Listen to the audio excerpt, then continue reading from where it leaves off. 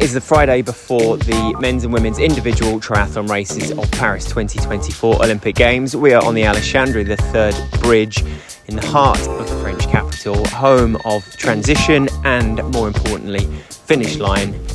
We are a few hours away from the opening ceremony and thought this would be the time to come out with a long overdue podcast, giving a little preview of what to expect from these eagerly awaited races, Tuesday and Wednesday, 30th and 31st of July, and of course the mixed relay on the 5th of August in the company of a Norwegian star who unfortunately won't be with us, but has big plans for LA 2028.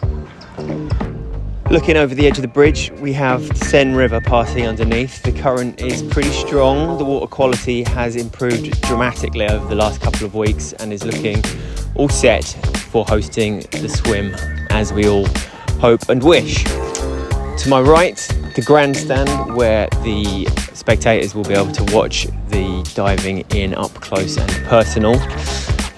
Then on the bridge itself, a second grandstand overlooking transition, where the lucky few will be able to see the finish, and the media tribune alongside that. For now, the famous blue carpet is still covered in plastic. The rain is cooling somewhat, but this will all get ripped up and be shining bright for the TV cameras and, more importantly, the athletes when they get underway at 8 a.m. in a few days' time.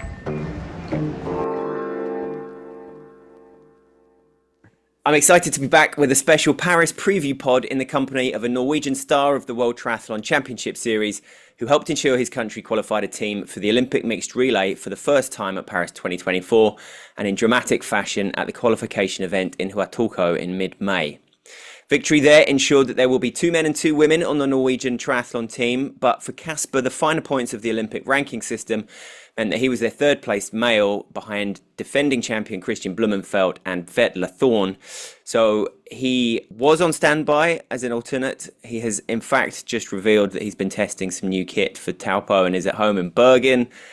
He is Casper Stornes. Bienvenue to the podcast. How are you? Thank you. Yeah, I'm good. Good.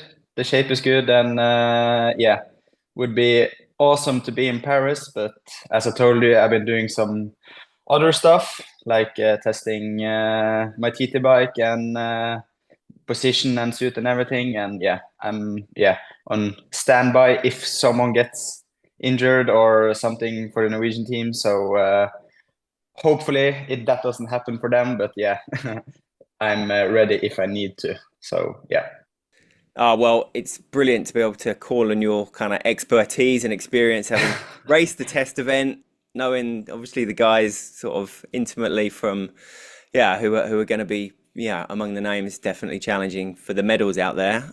Yep, just been down to the venue. Can reveal it is looking special, even in the rain and with everything sort of still covered in plastic. Okay, cool. Forecast to rain, I guess, like Friday, Saturday a bit, and then looks like race day is going to be pretty nice. Nice. Yeah, it was pretty nice in the test event, so I can just imagine how it looked like now when the whole venue is set for Olympic Games. It must be crazy. Well, and Paris is in kind of lockdown. It's just we're like, I guess, 7 hours ahead of the opening ceremony. There is police everywhere. Nobody can move around the city. It's completely bonkers. A bit like Bergen was for the World Cup, huh? Yeah, that was sick. So I should try to get that several times. Like, so it would be nice. But I can just imagine how stacked the streets will be on Tuesday and Wednesday when the race is on. You obviously raced Tokyo. Did you have an alternate with you over there on standby, or was it a similar situation and they were kind of remote and would fly in if needed? I think maybe Vetle was standby in Tokyo. I don't know if it was good enough ranked, but I think so. But Right. we didn't have anyone travel over to Tokyo at that time since we were in. It was so strict with the rules and everything. So I think this Olympics, it's maybe a bit more. It wasn't fun, but it felt like thing was so strict and you couldn't go out, and yeah, I really wanted to be there and see how it really is. So yeah. Yeah, I mean, undoubtedly a tough situation for you to be in. But well, I mean, Yeah, let's start with Tokyo. At least, yeah, and like what was an outstanding race for you. Yeah, right there, 5K, halfway through the run, like with just 15 minutes left to go. What does it feel like to be among the what was there, six, seven of you, with at the halfway mark of the run there, and actually going off the bike in Tokyo, I didn't feel good. uh, So I felt really bad, and but I just thought, okay, this is a one race. It's 4 years to next time. I really just need to go for it. And yeah, I didn't felt relaxed or anything through the run, but after maybe just before the 5K mark, I started to feel like a little bit better. And but then Kristian went to the front at one point, and then the pace just increased, and I just like, oh no. And then I lost them, and yeah, I couldn't really, yeah, get into a good rhythm again. And like I've been a little bit injured before the winter, so I lost quite a lot of training that winter. So my capacity wasn't good enough for a 10K fast. So it was basically more up to the pre-camp that I really felt like my shape is starting to get good. But yeah, many can run fast on one case, but do it 10 times in a row is something else. And hmm. yeah, with the shape Kristian and Alex and Hayden was in, it's yeah, they were on another level.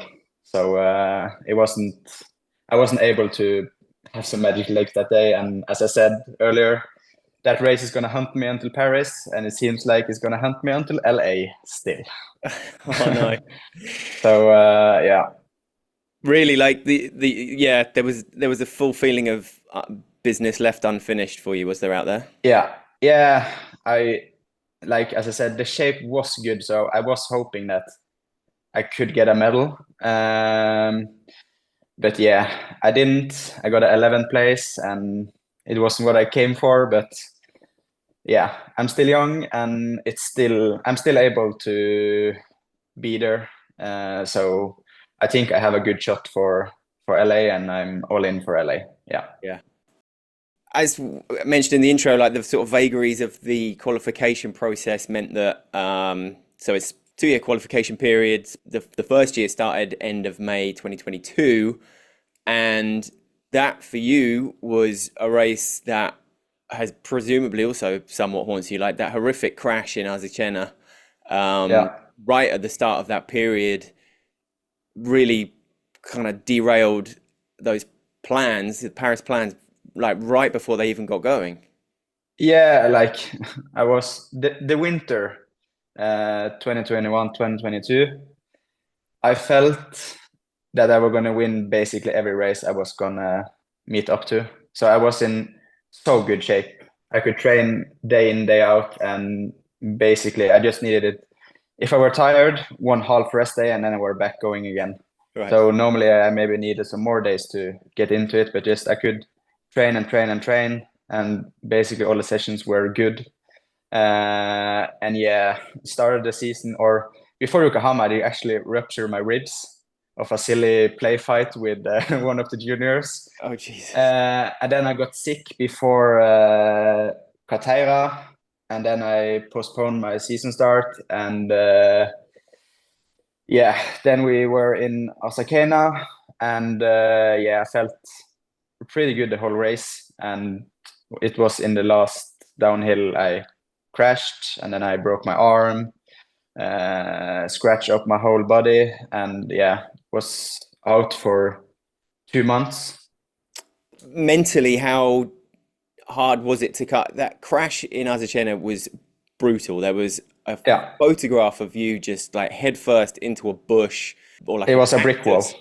Oh, it was It a was a brick brick wall. wall. It was a brick wall. Yeah, And at yeah, speed, yeah. I think I saw in the GPS file afterwards. I think it was 60K per hour with a head straight into a brick wall. Holy cow. So, I mean, it could have So been a hell of a lot it, worse as well. yeah, so I'm glad I'm just came away with just a broken arm.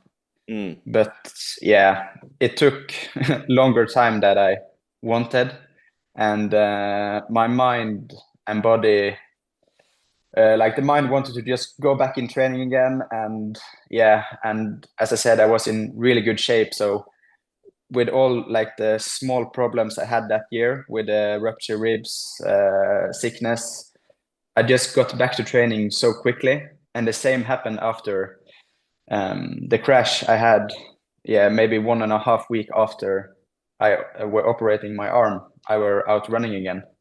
And then I went up to Fontremeux in the summer, started cycle indoor, and my shape just increased and went to the roof again. Then I were performing not so good in Munich, but in in Bergen with a stress reaction in my ankle, I got fifth. So I would say that's quite good. So yeah, the shape that year was incredible, and now I feel I'm on that level, if not better again. And obviously, So it must vary massively from individual to individual. But for you mentally, getting back, you said you just wanted to get back into training, but there's difference between getting back into training and throwing yourself into a pack, hammering around a course. For someone like Dorian and Vasco, who 2 months out from the Olympics had, pretty bad crashes. Vasco was dinged up, scratches to his head and his shoulder. Dorian obviously like fractured his wrist, right? So, yeah. I mean, as well as the physical, there is a certain amount of mental healing that needs to be done in order to throw yourself into doing exactly what you need to do at the biggest race of your life.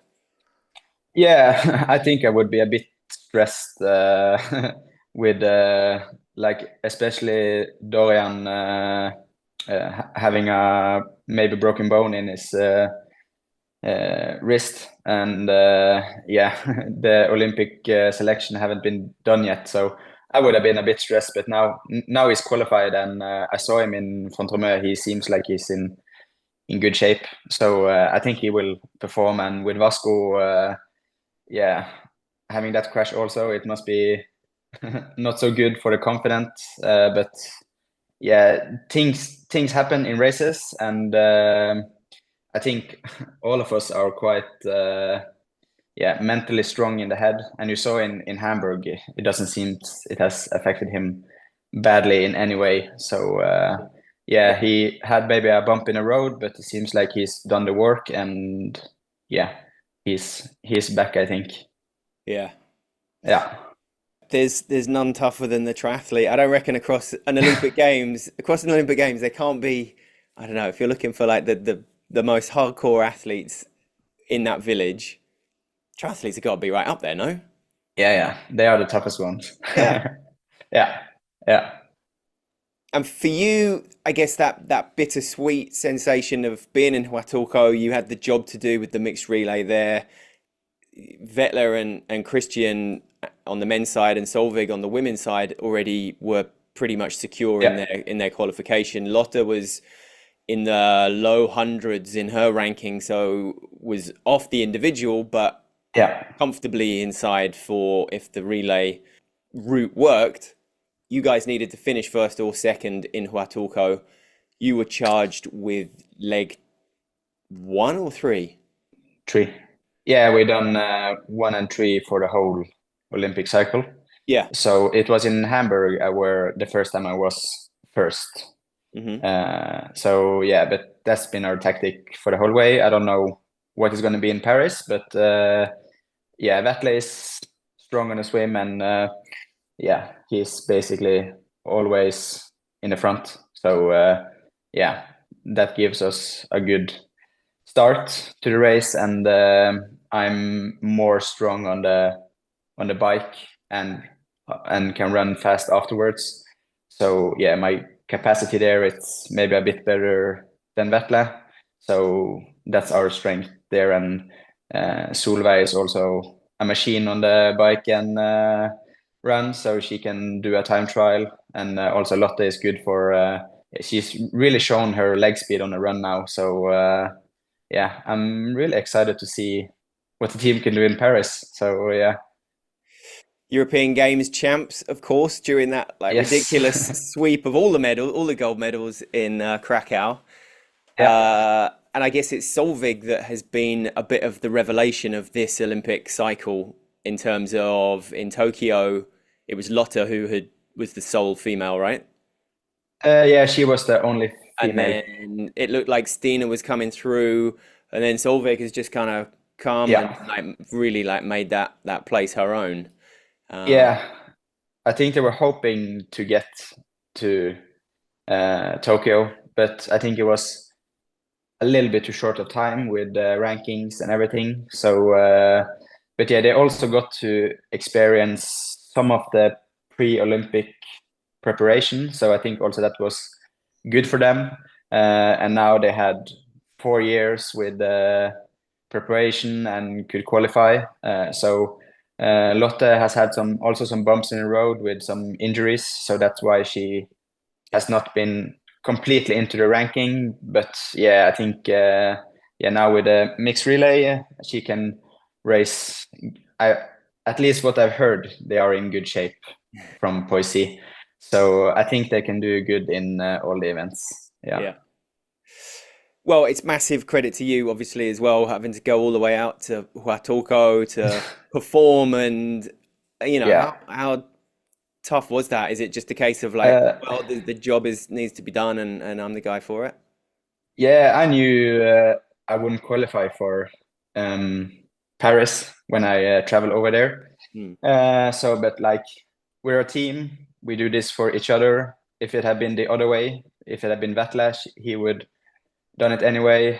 Had it been Lotte or Solveig for another girl, so we are basically we are a second family, basically everyone. So we travel around the world 300 days a year, and yeah, we do this for each other. And yeah, it's also an individual sport, so you want to perform, but like it's so important to get this team qualified. So yeah, it was hard, but it's I It do it for the helps. team. It Yeah, helps it helps. massively when like you said, when the atmosphere in the camp is the way it is, right? Wherever you guys have gone in the world, whether it's at the team briefing or the bike familiarizations or whatever, you can always tell there's that. It's just like good vibes in there, and it's always great to see, and that Yeah, yeah, paid off massively there too. yeah. So we are a really good and strong team. So I think that's a good advantage for us. We are traveling around with the best teammates that can we can push each other in training, and also when we are done training, we are best friends. So yeah, it's a nice and relaxed environment in our group, I would say. Yeah. Yeah. And it was very much like the three amigos going into Tokyo, you, Gustav, and Christian. That Bermuda series sweep will live long in the memory as well, obviously. But Yeah. if we are, if we're dialing into Paris, you were there at the test event. Um, Want to go through pretty much every stage of the race and how it could play out. But just to start with, from your experience of the Tokyo start line, just give us the feeling, the vibe, the emotions on that pontoon as everyone's lining up, whether you're like first out or last out. The first guys have to wait for ages for the final ones to come through. And yeah, the series ones, I guess the championship finals is like everything feels ramped up another notch. But Tokyo, the tension on there was unbelievable. Yeah, it was a special one, especially with the COVID. Things were so strict, and yeah, it was also my first Olympics, and yeah, it was special mentally. Like I knew it's just a competition. It's just a normal competition, but with the best triathletes in the world lining up for that race. So before the start, I was really nervous. So I was standing behind with Kristian and Gustav, and we were talking a little bit, but not so much. So and then we walked out together, and I had choose the spot beside Kristian. So when we were standing there, I was just thinking, since I've been in just a little bit better swim shape than him, that I would get a kind of clean start. Uh, but then when the start went, it was a boat in the way. So we needed to get back. Mm. And then I was just thinking, oh no, I just had a really good start. I really hope I get another good one. I guess for someone who'd spent so much time with Kristian in the build up to those games, did you get a sense that he had a whole nother level of confidence because of where his fitness was at? And when you saw that kind of move after the 2.5 laps, did that just enhance the feeling of like, oh man, that he's gone, like that is this is Yeah, what I knew he was in a really good shape.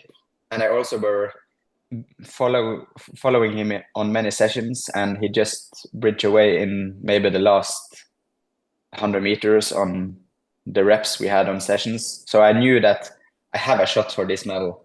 But he was also quite calm and did his own thing before Tokyo. So that was something I learned through him, that, yeah, do your own thing and don't be stressed. It's just a normal competition. Mm.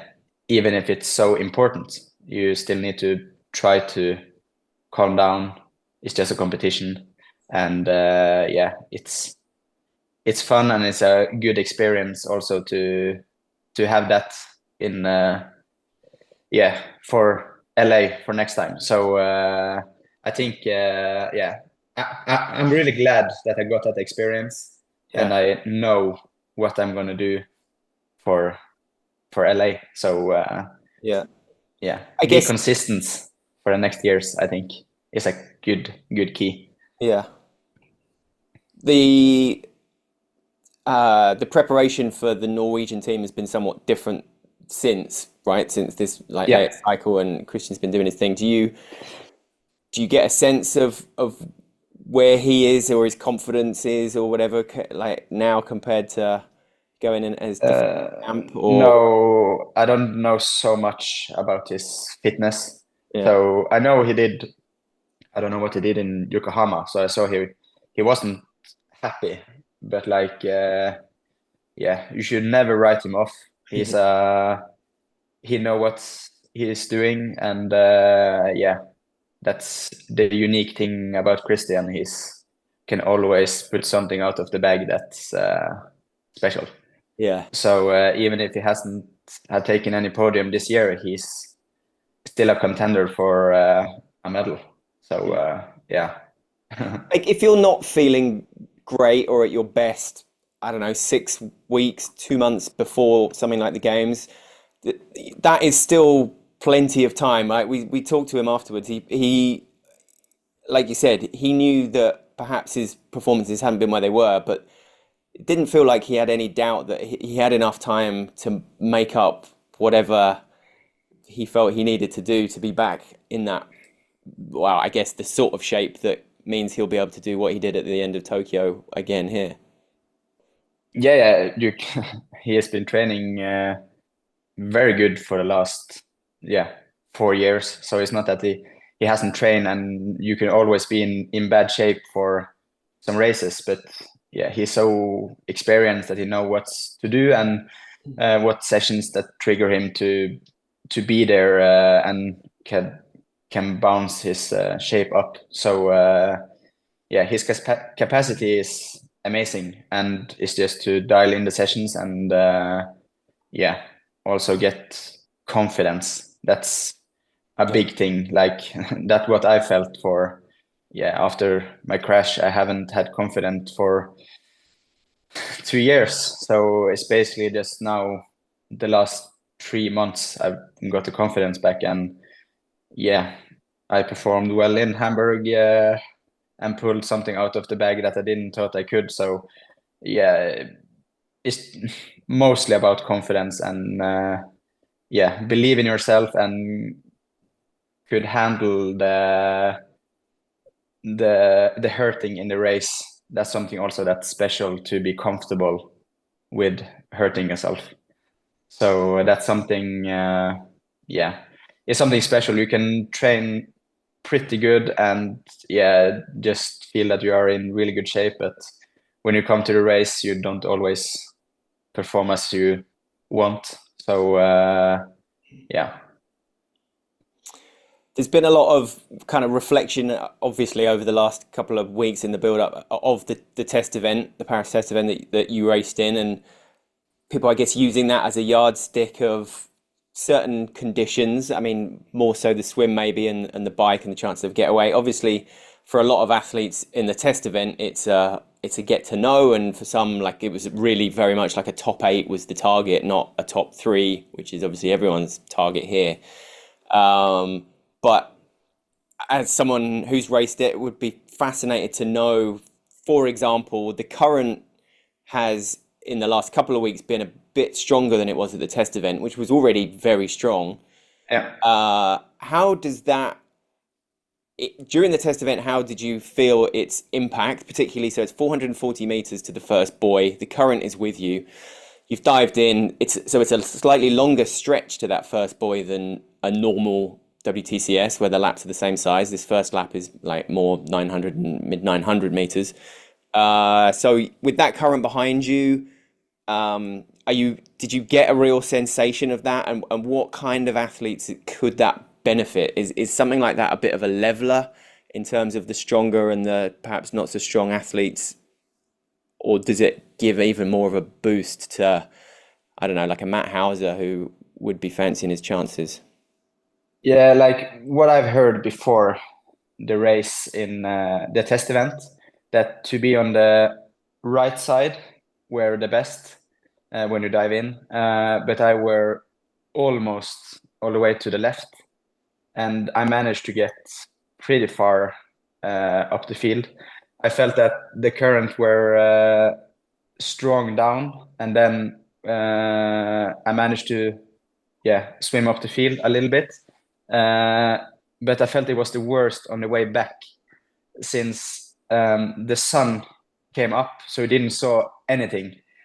So when I talked with my coach afterwards, he said like you had plenty of spaces going past people, and you could be further in front. But I thought I were in the middle of the pack, and I didn't have any space to go. So I just followed the guys in front of me, and yeah, I took some places, but I felt it was hard to navigate So on the way back. the glare off the water, and it just gives everything a like a golden sheen, does it? Yeah, Like, you don't see anything. yeah, So I didn't saw anything. But now it's 1 hour later than we did, yeah, isn't it? yeah. Yeah, so it's maybe a bit better, but still you can, Maybe only you can, 45 minutes, but yeah, yeah. So I felt it was hard to navigate on the way back. Um, so I felt that was the most tricky one. And around the boys, you get dragged down yeah, the river. So yeah, but I didn't feel so much of it. I didn't fight so much. I were in the legs of Tuvetle, but I think it was some fighting in front of him, so I mhm, lost his legs. right. So yeah, and after that, yeah, with the sun, I couldn't see. I didn't saw him. So yeah, I felt I was swimming in the blind. Yeah. I didn't see So any breakdown of pace from sort of pontoon to first buoy and then back from second buoy back to the pontoon, but presumably that was markedly slower and a lot harder on the arms swimming into that. yeah, it felt like a like a long time getting back to the pontoon. Yeah. So you could feel the current, but also people were hitting your arms, and yeah, I think many people didn't saw anything. So yeah, people were hitting the arms, dragging in the suit. So not on purpose, I think, since you don't see so much, and Yeah. suddenly you are up on the back to another guy, and then yeah, you get out of the rhythm and need to start again. So yeah, but yeah, that was the hardest part, I think. Yeah. Are there is there goggle technology that people will be bringing in as a result of that, or is it not really? Ah, nah, I don't think so. Maybe something with some sun protective or anything. I don't know. Yeah, I were swimming with some goggles with some sun protective, but yeah, I think it's same. Like yeah, it's the best for the guy in front. Yeah. He has a good view of what's happening in front of him. So yeah. Otherwise, it's spray and limbs and sunshine glare, and it's all getting quite confusing. And then on the second lap, presumably, again, the arms are really tiring as the Yeah, ramp comes it's a bit closer. easier on the second lap. Yeah, Bit on the second lap shorter. is easier. Yeah, I think I were swimming a bit up on the second lap Hmm. since then people were tired, and yeah, it's always hard on the second lap going up on a pontoon, running, and then jump in the water. You are sometimes like, especially in Leeds, I've been struggling every time Yeah. we've been there. I've been swimming so bad the last lap, so it's a tricky one. But yeah, if you practice it in training and stuff like that, it shouldn't be any problem. So And then it's 36 stone steps up onto the bridge and into transition. Presumably, those stone steps getting kind of more and more slippery as, I mean, that will, I'm sure, be mitigated by the course organizers. But how tricky was that at the test event? How much of an impact could it have? The last thing you want is to be feeling like there's too much traffic in front of you that you can't go at the pace you want. Obviously, everyone's going to be hammering it up there, but um, it could, be a bit of an obstacle for people that might be quicker up there than others, right?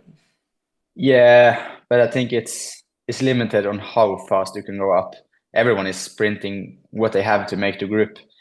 Yeah. So it's more like just breathing, getting up the stairs, and get to your bike as quick as possible. So I think everyone is sprinting what they have. So, and you also have some time when you get up to the stairs and up to your bike, since the bridge is a bit curved. So it's a bit of not, yeah, a little bit of uphill when you're running to your bike. So yeah, it's hard anyway how you do it with getting to the bike. So you are kind of sprinting from your getting out of the water to the bike. So Yeah.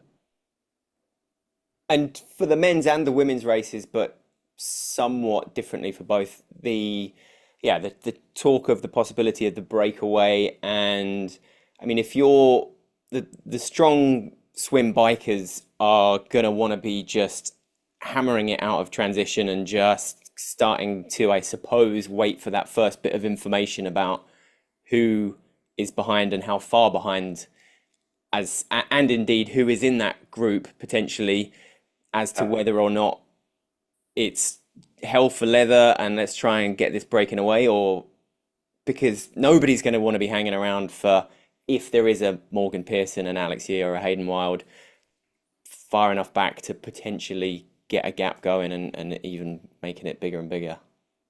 yeah, like what from test events, I were a bit surprised that the bike didn't went faster. I thought that the French guys would set the pace and just hammer it, but it seems like they maybe were watching a bit on them, like the French guys were watching the other French guys, since it was a qualification Yeah. for Paris. So I understand that, but I think and hope in Paris that they will just hammer it and yeah, pedal to the metal, just go for it and make it a hard one for those behind, since if it's easier to sit in a wheel on this course than yeah, in other races where it hills and everything. So it could be a big pack, and that's not what you want in that race, having a big pack.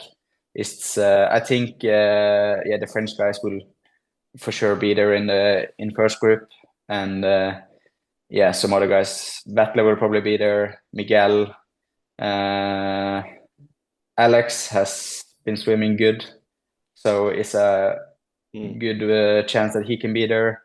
Also, Sam Dickinson and yeah, Morgan has been also been swimming pretty good this year. He was leading in Cagliari for some point, So he's been stepping up his game there. So yeah, it's many guys that can come in the first group and work. That's also strong on the bike. So yeah, it's just the matter of what they want and yeah, how fast they can ride without running slow. Yeah. So yeah, Like instinctively, would you say the swim and the current and I guess the pressure and so on, does that would that lend itself to the stronger swimmers, a Miguel, a Dorian, a Matt Hauser, or would it, you know, is it it can go both ways, I it think. can, right? Yeah, Yeah, you saw Vasco. He swam not so good in yeah, the test event, but yeah, then you were biking really strong together with Kristian and Jelle. And yeah, they made the first group. Vasco got second. And yeah, so it's more about what the first group wants. If they want to look at each other or if they want to ride fast and also tire out the second and third group. So if they ride fast for 30K and they see, or they don't catch up and still keep the pressure, they can be 30 seconds in front of them and still be 1, 2, and 3 in the first group. So they need to work hard to catch up in that course since it's so flat. In other course where it's hills, you can just put a little bit more pressure on the hill and ride steady the other part, and you can take a lot of time. But here you need to push so much power since it's flat. So yeah, I would recommend to go hard.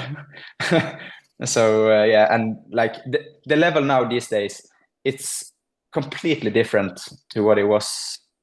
Yeah, like in 2018 when me, Kristian, and Gustav took 1, 2, and 3 in Bermuda, I felt we were on another bike level than the others and could run fast afterwards. But I feel people have, yeah, taken that quite seriously and been really solid on the bike and still can run faster than we did before.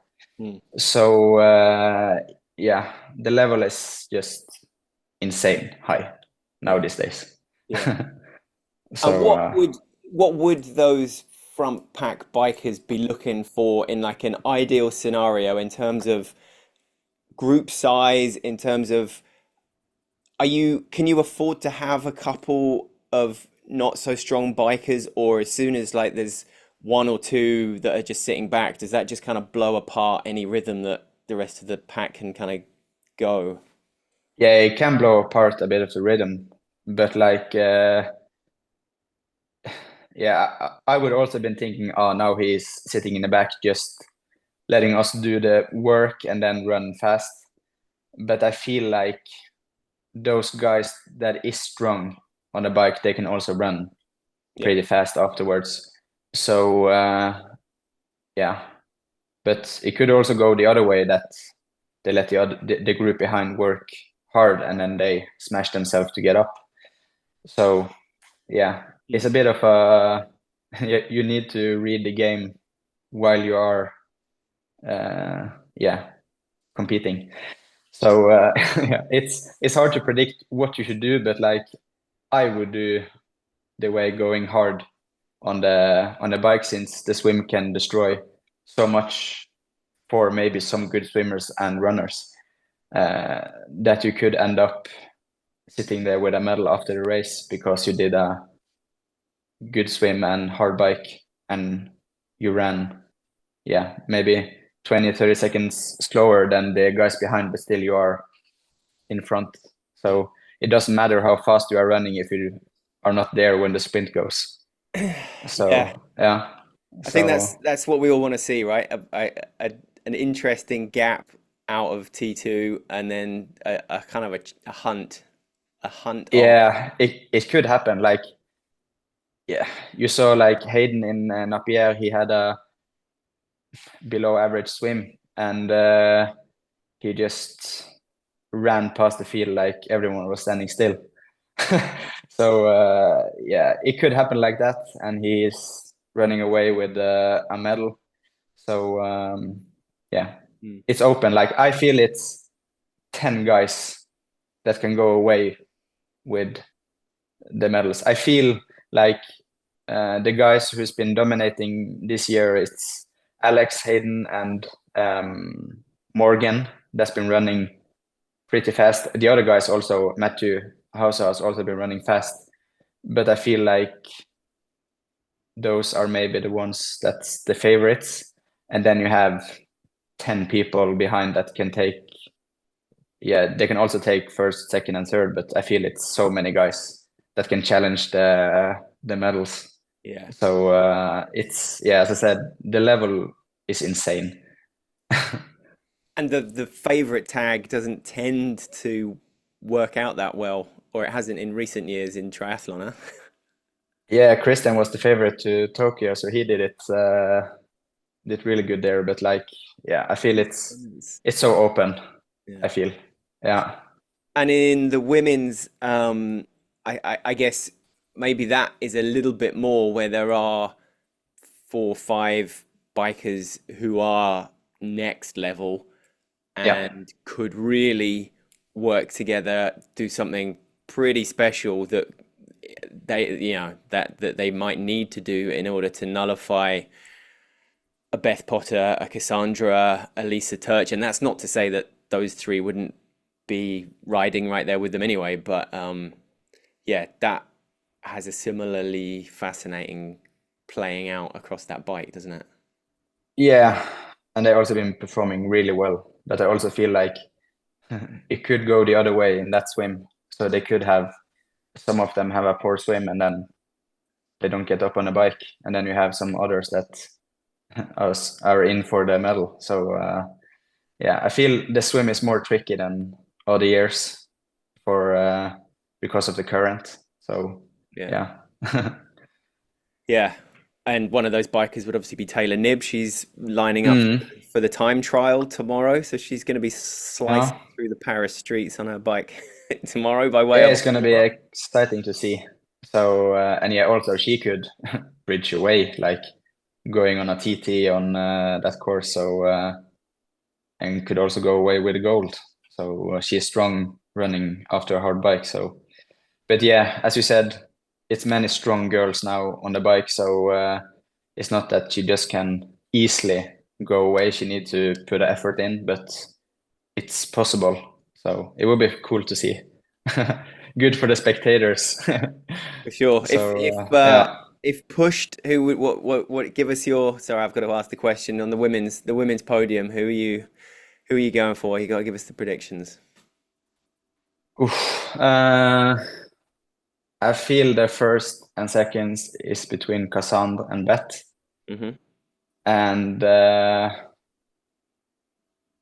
maybe Lisa and Laura Lindemann. Yeah. Yeah, I feel those are quite close. Lisa So, has but been super impressive this year, hasn't she? yeah, That finish in yeah, Hamburg, obviously over the 5K, but like her sprint finish is something else, and that yeah, she's been stepping up this year. She's yeah, always been there, but stepping up, being more consistent. That's been good.